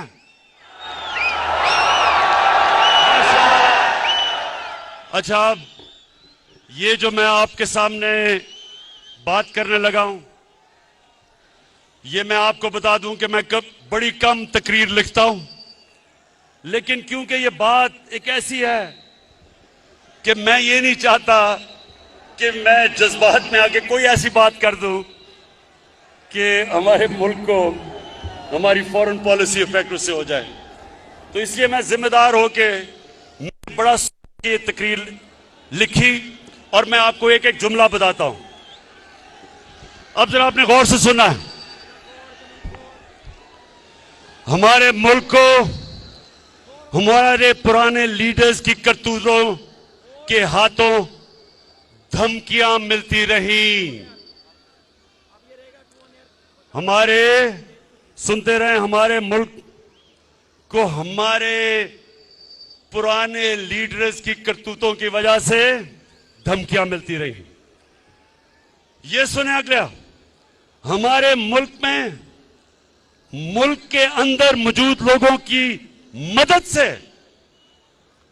हुकूमतें तब्दील की जाती रही। समझ गए?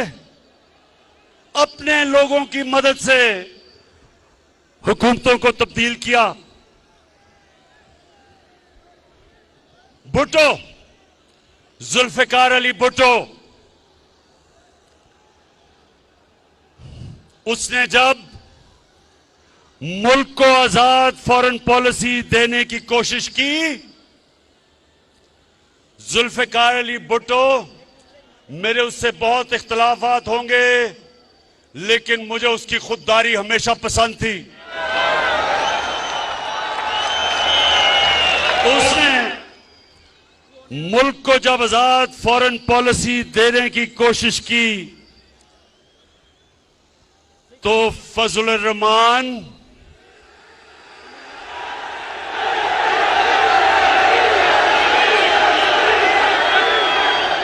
और भगोड़ू नवाज शरीफ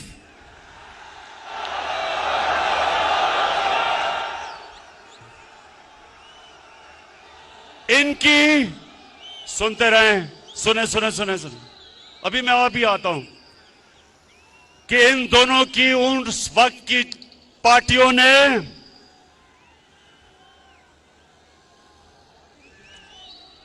जुल्फिकार अली भुट्टो के खिलाफ तहरीक चलाई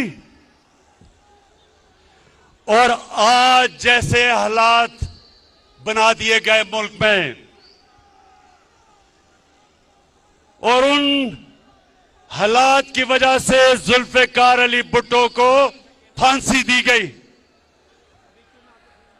गौर से सुने एक एक बात जो मैं आपके सामने रख रहा हूं।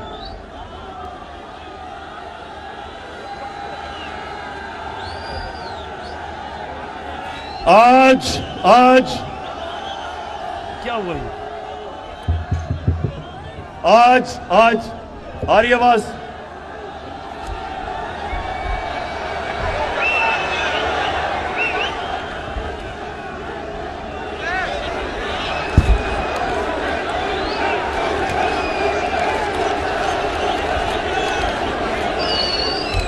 ये स्पीकर से लोगों को उतार दीजिए प्लीज। खान साहब की स्पीच सुनने दीजिए। देखिए, ये सबसे अहम चीज मैं कह रहा हूं तो स्पीकर से उतरे क्योंकि लोगों ने सुनना है।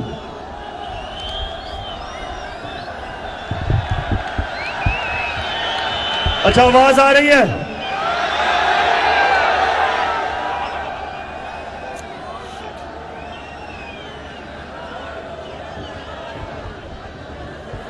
जल्दी इसको ठीक करें।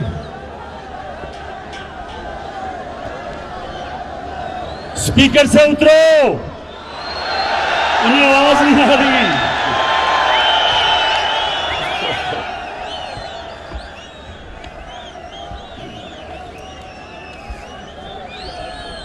अच्छा सुने, मुझे लगता है आपको बाद में बताना पड़ेगा कि मैंने क्या कहा है। अच्छा जी, आज अच्छा, अब स्पीकर से दूर है ना, ये बड़ी अहम तकरीर मैंने करनी है। आज उसी भुट्टो के दामाद आसिफ जरदारी सबसे बड़ी बीमारी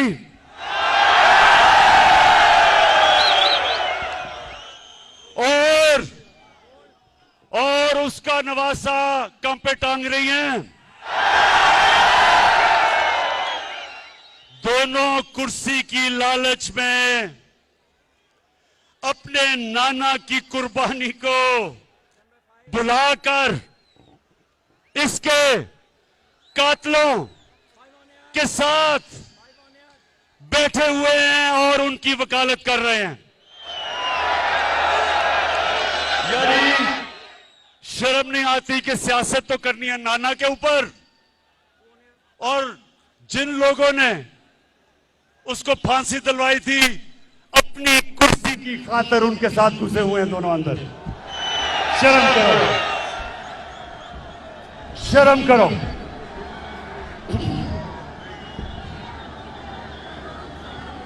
अच्छा, आज फिर मुल्क को उन्हीं हालात के सामने रख दिया गया है। अब ये सुने, हमारे मुल्क की जो पॉलिसी है, फॉरेन पॉलिसी, उसको मड़ोड़ने की कोशिश बाहर से की जा रही है। बाहर से हमारे मुल्क की फॉरेन पॉलिसी को मुतासिर किया जा रहा है। इस साजिश का, अब सुने, ये शाह महमूद, आहो उधर उतारो, उधर आवाज नहीं आई। हाँ, शाह महमूद को पता कि इस साजिश का हमें पिछले महीनों से पता है कि ये साजिश हो रही है, महीनों से। ये जो आज सब इकट्ठे हो गए हैं, ये जो आज कातिल और मकतूल इकट्ठे हो गए हैं, कातिल और मकतूल को इकट्ठे करने वालों के भी, इनको जिन्होंने इकट्ठा किया उनका भी हमें पता है। लेकिन आज वो जुल्फिकार अली भुट्टो वाला टाइम नहीं, वक्त बदल चुका है। लीडर हमारा खान है, इंसाफ की पहचान है, नया चाहता पाकिस्तान है, बखेरा लीजिए इमरान है सबकी जान, लीडर हमारा खान है। अब सुने, वक्त कैसे बदल गया है। पाकिस्तानियों, एक अंग्रेजी में सेइंग है कि you only cross the river once, मतलब कि जब आप दरिया पार कर रहे होते हो तो वो दरिया नहीं रहता, वो पानी निकल जाता है, वक्त निकल जाता है। ये नया टाइम आ चुका है और ये है सोशल मीडिया का जमाना। कोई चीज नहीं छुपती। तो पाकिस्तानी कौम बेदार है। हम किसी की गुलामी कबूल नहीं करेंगे।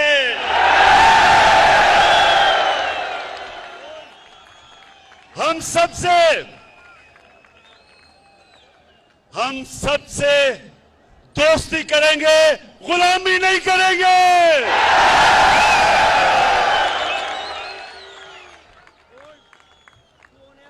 डट के खड़ा है अब इमरान, ठीक करेगा सब कप्तान, नया बनेगा पाकिस्तान, नया बनेगा पाकिस्तान, नया बनेगा पाकिस्तान। डट के खड़ा है अब इमरान, नया बनेगा पाकिस्तान, डट के खड़ा है अब इमरान। अब ये सुने, हमारे मुल्क में बाहर से पैसे की मदद से हुकूमत तब्दील करने की कोशिश की जा रही है। पैसा बाहर से,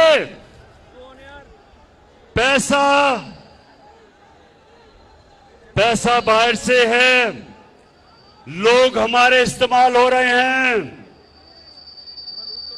ज्यादातर अनजाने में, लेकिन कुछ जानबूझ के ये पैसा इस्तेमाल कर रहे हैं हमारे खिलाफ, और वो मैं अभी आगे बताता हूं। पाकिस्तानी कौम ने, नौजवानों, पाकिस्तानी कौम ने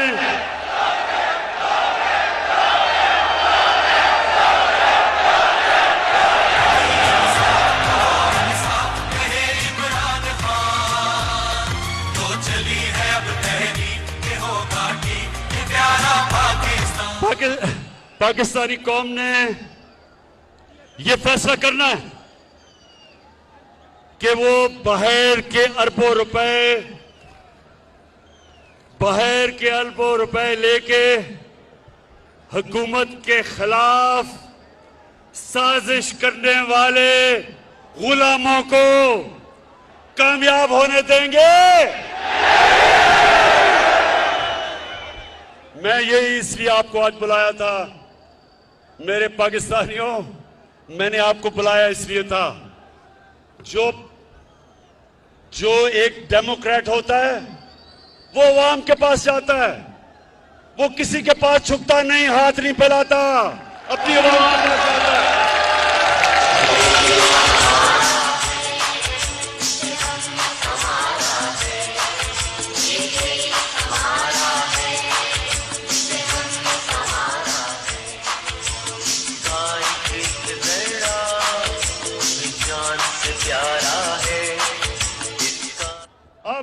अब हेलो, आ रही आवाज? फिर कुछ सबसे इंपॉर्टेंट बात करने लगा हूं, आवाज आनी चाहिए। हेलो, हाँ, शाबाश। और उसको स्पीकर को सही रखें क्योंकि आवाज नहीं आती। अच्छा जी, हमें पता है कि किन किन जगहों से बाहर से हम पे दबाव डालने की कोशिश की जा रही है, हमें पता है। लेकिन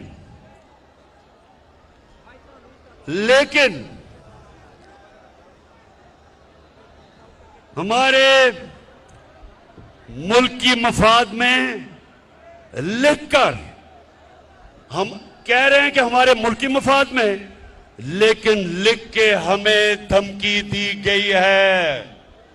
शाह महमूद ने अभी आपसे कोई बात की थी, हमें कहा है कि मुल्क की मफाद, हमें धमकी दी गई है। लेकिन पाकिस्तानियों, हम मुल्क की मफाद पर कोई समझौता नहीं करेंगे। मैं आज कौम के सामने पाकिस्तान की आजादी का मुकदमा रख रहा हूं, आपके सामने।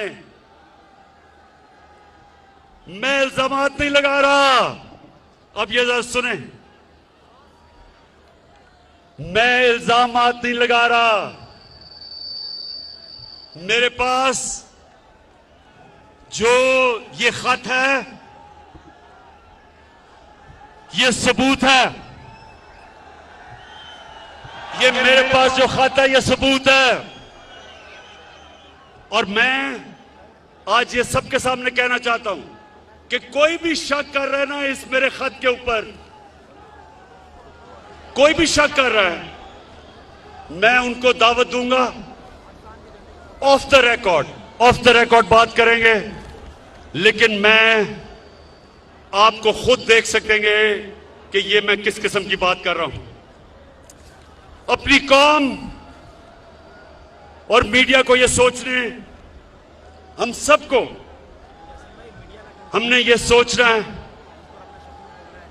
कि हम कब तक ऐसे रहना चाहते हैं। मैं अपनी कौम को भी कह रहा हूं, अपने मीडिया को भी कह रहा हूं कि हम कितनी देर इस तरह गुजारा करेंगे। धमकियां मिल रही हैं।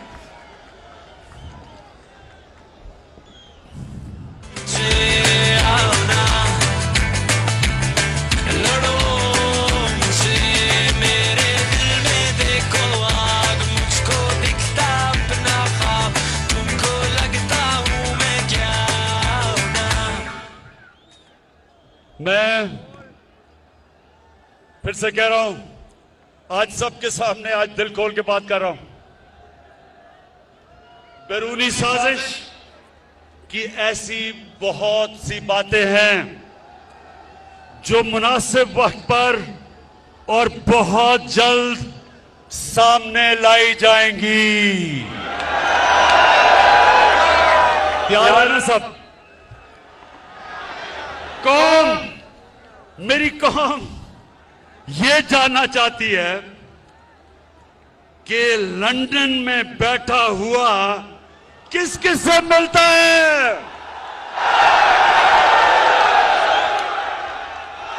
फिर से ये जो गोल मोल गोंगलू किस किस से मिलता है लंदन में बैठा हुआ, और पाकिस्तान में बैठे हुए किरदार किसके कहने के ऊपर चल रहे हैं? पाकिस्तानी किरदार किसके कहने पे चल रहे हैं? आपको अंदाजा है किसके कहने पे चल रहे हैं? बताओ।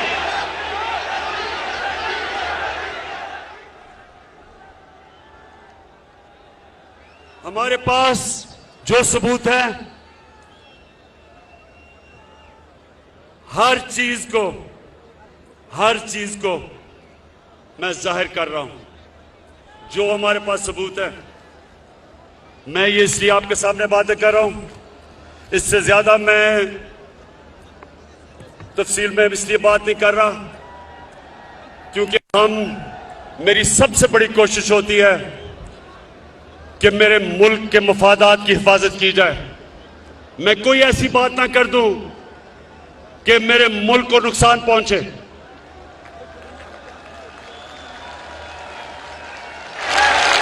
इसलिए मैंने आपसे पूरी बात नहीं की, नहीं तो मैं वो बता भी सकता था। मुझे किसका डर है? मैं तो पाकिस्तानी हूं, आपके सामने वो इंसान हूं जिसको मेरा अल्लाह सब कुछ दे चुका है। मुझे तो कोई इंसान कुछ नहीं दे सकता। मैं तो जब सियासत में आया था, अल्लाह ने तभी मुझे सब कुछ दे दिया था। मुझे तो किसी चीज की जरूरत नहीं है। अपने घर में रहता हूं, अपने घर के पैसे देता हूं, खर्चा बर्दाश्त करता हूं। कोई मेरा कैंप ऑफिस नहीं है। मेरा चैलेंज है कि पाकिस्तान की तारीख में किसी वजीर आजम ने अपनी कौम का पैसा इतना कम खर्च नहीं किया जो मैंने किया है। खड़ा है अब इमरान, ठीक करेगा सब कप्तान। नया बनेगा पाकिस्तान, नया बनेगा पाकिस्तान, नया बनेगा पाकिस्तान। डट के खड़ा है अब इमरान, नया बनेगा। मेरे पाकिस्तानियों एक चीज याद रखना, आप एक अजीम कौम है। अगर हम उस अजमत पे नहीं पहुंच सके, बहुत बड़ी वजह उसकी ये चोर हुक्मरान जिन्होंने 30 साल से इस मुल्क को लूटा है। 90 की दिहाई की मैं बात कर रहा हूं। मैं 70 की दिहाई में और 80 की दिहाई में हिंदुस्तान जब क्रिकेट खेलता था और क्रिकेट खेल के जब पाकिस्तान आता था तो लगता था एक गरीब मुल्क से एक खुशहाल और अमीर मुल्क में आ गया हूं। 90 की दहाई में जब ये 2 करप्ट खानदान इस मुल्क के ऊपर हावी हुए हैं, हर चीज में हम पीछे रह गए। सारे बर्र-ए-सगीर में हिंदुस्तान आगे निकल गया। 90 तक हम हिंदुस्तान से आगे थे, ह्यूमन डेवलपमेंट में आगे थे। यहां खुशहाली ज्यादा थी, गुर्बत कम थी। बांग्लादेश से हम इतना आगे थे कि कोई तस्वर भी नहीं कर सकता था कि बांग्लादेश भी एक दिन हमारे से आगे निकल जाएगा। इन 2 चोरों ने जब से मुल्क का खून चूस के मुल्क का पैसा बाहर ले जाना शुरू किया, हम पीछे रह गए।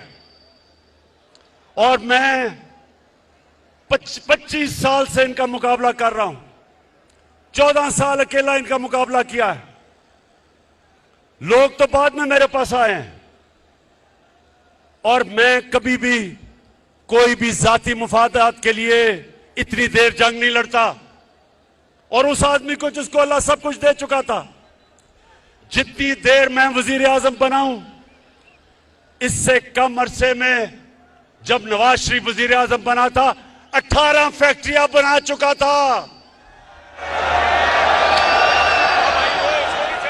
सरकारी बैंकों से पैसा लिया, फैक्ट्रियां बताई,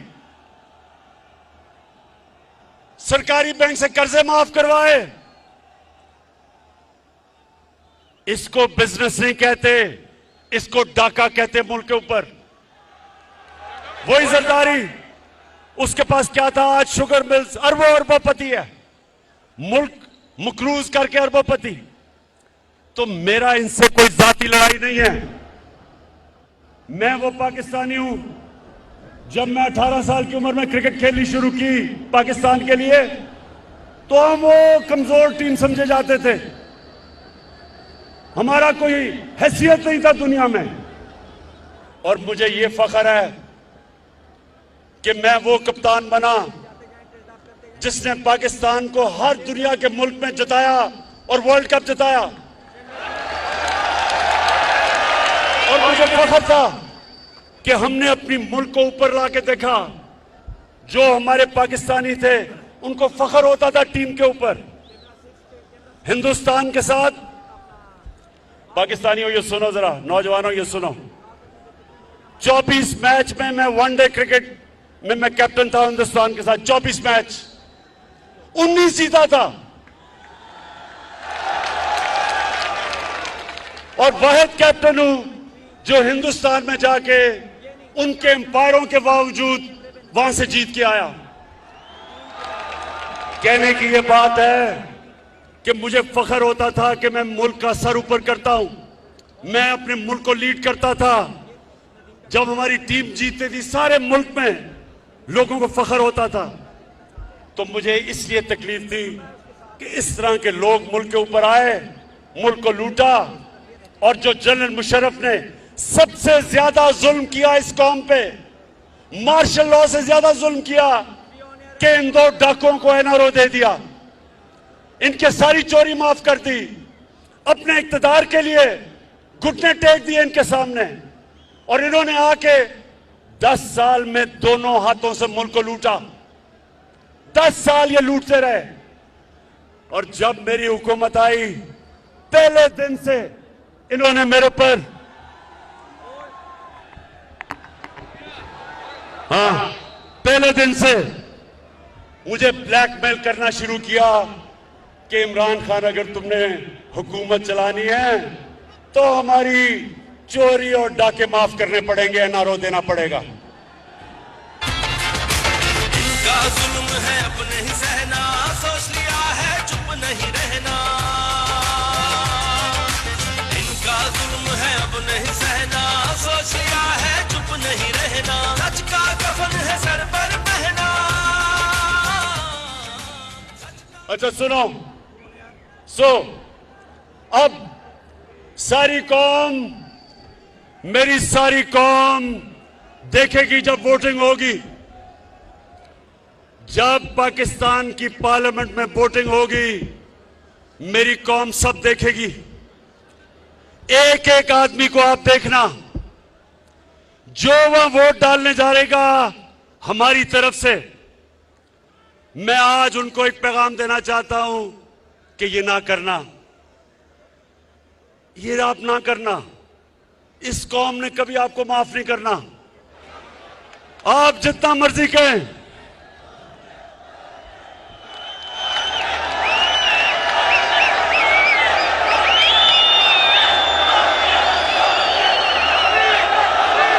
आप जितना मर्जी कहेंगे कि जी वो देखे ना, हमारे से हुकूमत ने अच्छा नहीं किया, देखें जी उन्होंने मेरे काम नहीं किए, देखें जी वो महंगाई नहीं रोकी गई। आपके पास जो रास्ता था वो एक ही है, जमहूरियत में एक रास्ता है, रिजाइन करो। अगर आपको हुकूमत नहीं पसंद आ रही तो रिजाइन करो।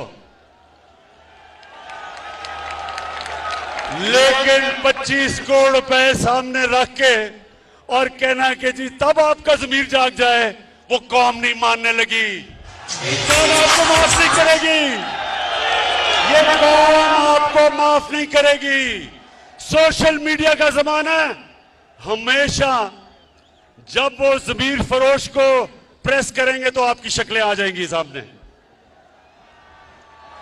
और आज मैं अपने नून लीग और पीपल्स पार्टी के एमएनएस को भी आज पैगाम देना चाहता हूं। मुझे ये बताएं कि आपने तो सारा वक्त कहा था कि नून लीग वालों कि जरदारी का पेट फाड़ के चोरी का पैसा निकालना था आपने। तो जब से वो इकट्ठे हुए हैं, चेरी ब्लॉसम और जरदारी जब से ये इकट्ठे हुए हैं, तो इनको भूल गया है, इनको भूल गया है कि जरदारी चोर था। इसका मतलब कि वो सिर्फ चोर बुरा तब तक है जब तक आपके साथ नहीं है। इसका मतलब चोरी बुरी नहीं है, इसका मतलब चोरी बुरी चीज नहीं है। यानी कोई भी, इसलिए तो मैं पाकिस्तानी हूं, इसलिए मैंने रहमतुल्लिल आलमीन अथॉरिटी बनाई है। मैं अपने बच्चों को बताना चाहता हूं कि नबी की सीरत क्या है, नबी का पैगाम क्या था, दुनिया का सबसे अजीम इंसान बना, दुनिया का सबसे अजीम लीडर वो बने, उनका रास्ता क्या था। इसलिए हमने रहमतुल्लिल आलमीन अथॉरिटी बनाई है कि पाकिस्तान के बच्चे बच्चे को पता चल जाए, अच्छे बुरे की तमीज उसमें आ जाए, वो हक के ऊपर खड़ा हो, वो बदी के खिलाफ खड़ा हो, वो ये ना कहे कि चोरी सिर्फ बुरी तब है जब मेरी ऑपोजिशन चोरी करती है, वो मेरे साथ मिल जाए तो चोरी ठीक है। और पीपल्स पार्टी वाले आप बताओ, 20 साल आप अपने लोगों को बताया कि नवाज शरीफ और शहबाज शरीफ से बड़े डाकू कोई नहीं, तो आप इकट्ठे हो गए हो। और बिलावल, जो तुम पॉलिटिक्स कर रहे हो नाना के ऊपर, ये तो नाना के कातिल हैं जिनके साथ बैठ गए हो।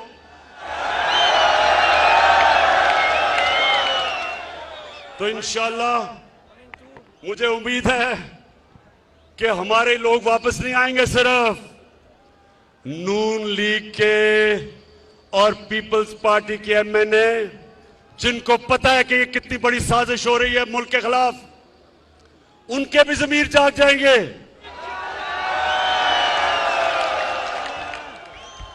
अल्लाह कहता है कुरान में, मैं जब चाहूं किसी को सीधे रास्ते पे लगा सकता हूं, कोई भी सीधे रास्ते पे लग सकता है। तो मैं इन सारे पार्टीज के, नून लीग और पीपल्स पार्टी और फजल रहमान, वैसे फजल रहमान मुझे तुम्हारी समझ नहीं आई,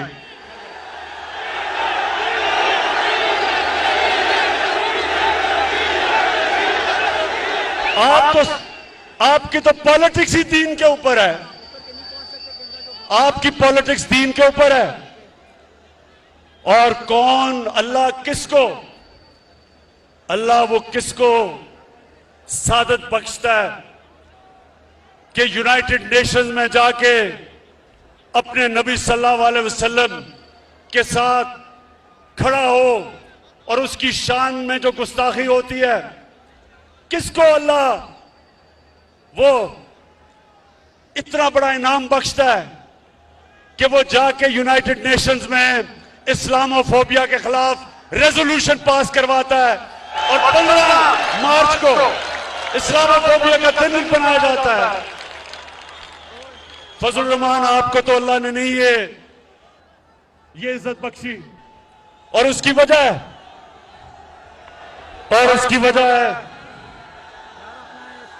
स्पीकर, हाँ उसकी वजह है कि आपकी नीयत अच्छी नहीं है, आप इस्लाम को इस्तेमाल करते हैं जाती मफादात के लिए, इसलिए अल्लाह वो आपको इज्जत नहीं देता। अल्लाह नियतों के राज जानता है, अल्लाह जानता है दिलों के राज। फजल रहमान, जितने मर्जी इस्लाम की बात करो, अल्लाह ने आपको आज तक कभी वो एजाज नहीं दिया कि आपने दुनिया में कुछ भी इस्लाम के लिए किया, मेरी तरह के आदमी को, गुनाहगार आदमी को अल्लाह ने वो इजाज़त दी है। मैं अल्लाह तेरा लाख लाख लाख शुक्र अदा करता हूं। अच्छा पाकिस्तानियों, मैं अब अपनी तकरीर खत्म कर रहा हूं। मुझे पता आप जाना नहीं चाहते, मुझे पता है, लेकिन मैं तकरीर सिर्फ एक चीज पे खत्म करता हूं। आपने सबने मेरे से एक वादा करना है, एक वादा करना है कि आप मेरी कौम कभी, आप कभी इजाजत नहीं देंगे किसी पाकिस्तानी हुक्मरान को कि मेरी कौम को किसी के सामने झुकने दो।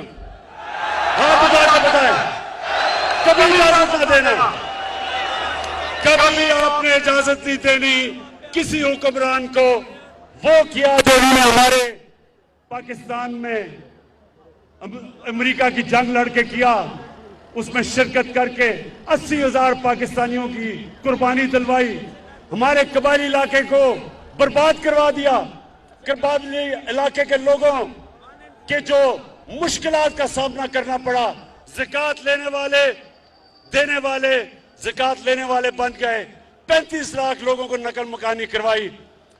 कभी मेरी कौम किसी हुक्मरान को आपने इजाजत नहीं देनी कि हमारे मुल्क के मफादात के खिलाफ, हमारे लोगों के हकूक के खिलाफ कोई भी हुक्मरान जाए। पाकिस्तान जिंदाबाद, पाकिस्तान पाइंदाबाद।